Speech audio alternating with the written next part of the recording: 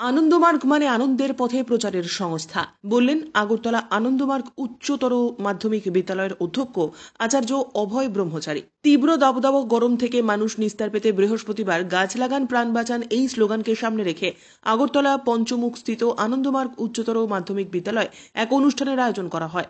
অনুষ্ঠানে উপস্থিত ছিলেন আনন্দমার্গ স্কুলের অধ্যক্ষ আচার্য অজয় ব্রহ্মচারী সহ বহু বিশিষ্ট ব্যক্তিবর্গ। পরবর্তী সময় সংবাদ মাধ্যমের মুখোমুখি হয়ে আগরতলা আনন্দমার্গ উচ্চতর মাধ্যমিক বিদ্যালয়ের অধ্যক্ষ আচার্য অভয় ব্রহ্মচারী বলেন, আনন্দের পথে প্রচারের সংস্থা এটি বিশ্বব্যাপী সামাজিক আধ্যাত্মিক সংগঠন।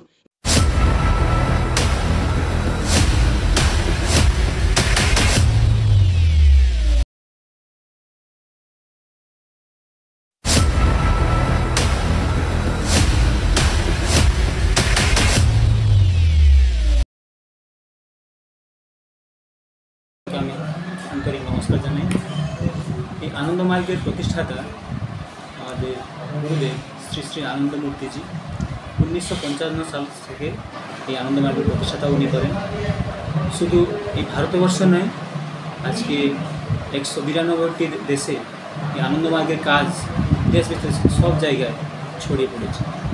আনন্দমার্গের মুখ্য উদ্দেশ্য হচ্ছে বাচ্চাদের মধ্যে নবমানবতা ভিত্তিক শিক্ষা ব্যবস্থার উদ্রেক করা।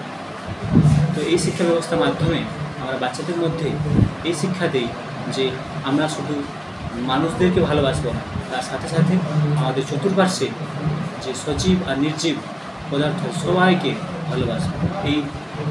এর অর্থ হচ্ছে, এটাকে বলা হয় নবমানবতা ভিত্তিক শিক্ষা ব্যবস্থা।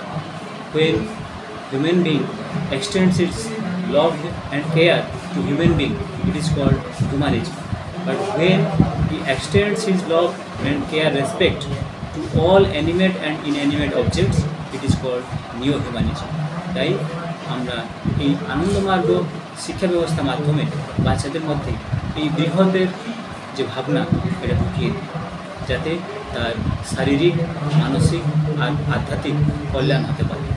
আর তার সাথে সাথে বাচ্চারা তার নৈতিক মূল্যবোধ, কীভাবে মানুষের সাথে ব্যবহার করতে হবে, বন্ধু বান্ধবের সাথে কীভাবে ব্যবহার করতে হবে, গুরুজনের সাথে কীভাবে ওদেরকে সম্মান দিতে হবে, সব কিছু এই শিক্ষা ব্যবস্থার মাধ্যমে তারা শিখে যায়। তো শারীরিক উন্নতির সাথে সাথে তাদের মনের পরিধি আরও ব্যাপ্ত হয়, আর সাথে সাথে তাদের আত্মিক কল্যাণও হয়। তাই তারা এখানে শুধু পড়াশোনার জন্য আসে না, নৈতিক মূল্যবোধ সাথে সাথে ব্যবহারিক উন্নতি হয়, আর সাধনার মাধ্যমে বা মেডিটেশনের মাধ্যমে সে নিজেকে চিনতেও পারে।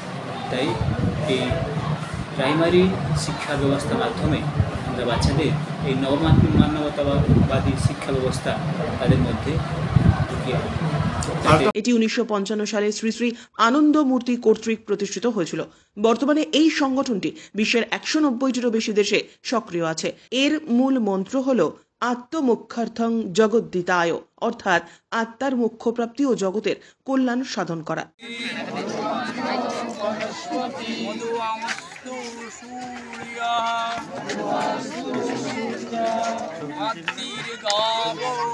ভবন্তু না